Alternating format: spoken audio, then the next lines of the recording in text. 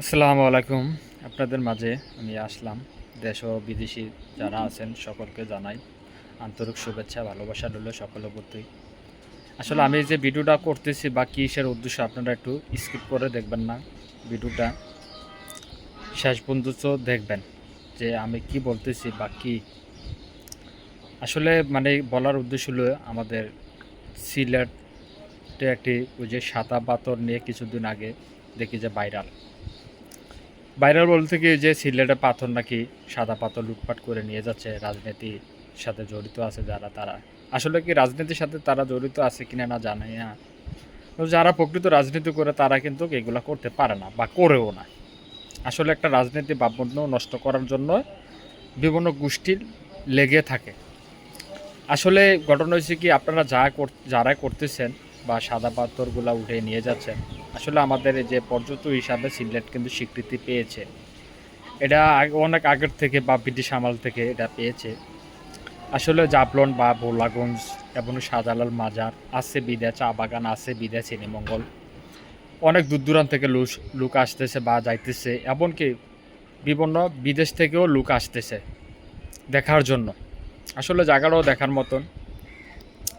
তো ভাই একটাই কথা মেসেজ দিচ্ছি, বা যারা এটার সাথে জড়িত আছেন বা করছেন বা আর যতটুকু বাকি আছে বাকিগুলা করেন না, বিশেষ অনুরোধ করছি।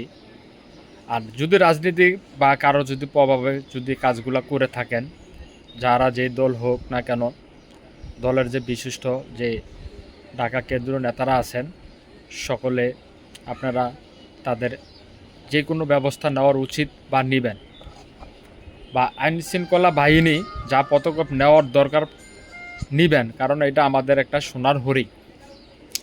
আসলে যখন যদি আমাদের যদি পর্যটক হিসেবে যদি এই জায়গাটা যদি স্বীকৃতিতে মুছে যায়, তাহলে আমাদের বাংলাদেশ একটা বিপন্ন বা ক্ষতিমুখে পড়তে পারে, আমি যেটা মনে করি। তো যাই মানে করেছেন বা করতেছেন, তাদেরকে আইনগত ব্যবস্থা নেওয়া যেটা প্রয়োজন ওটা নেবেন।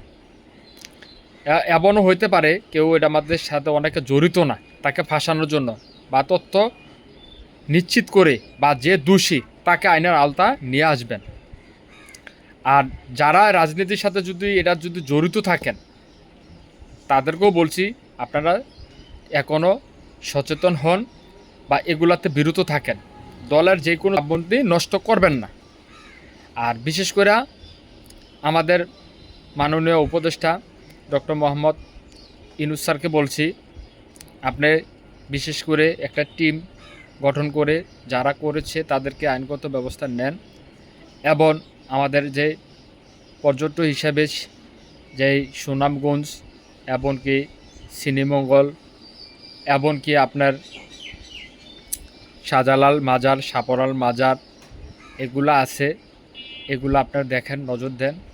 কারণ আমাদের চাই না যে আমাদের ভাবমূর্তি বাংলাদেশের নষ্ট হোক বা বিদেশির কাছে আমরা মুখ না দেখাইতে পারি, এরকম কাজ যাতে না করতে পারে বিশেষভাবে অনুরোধ রইল।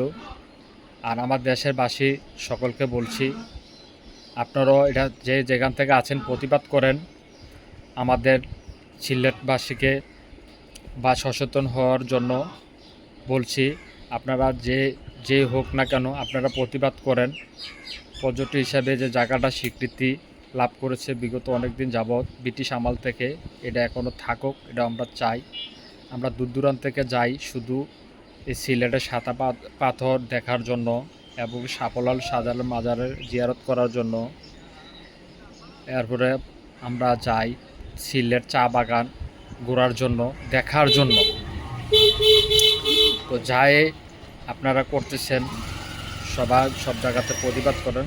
এ পর্যন্ত সানার কথা শেষ করছি, বা যদি কোনো ভুল হয়ে থাকে ক্ষমা দৃষ্টিতে দেখবেন। সকলে ভালো থাকবেন, সুস্থ থাকবেন। আল্লাহ হাফেজ।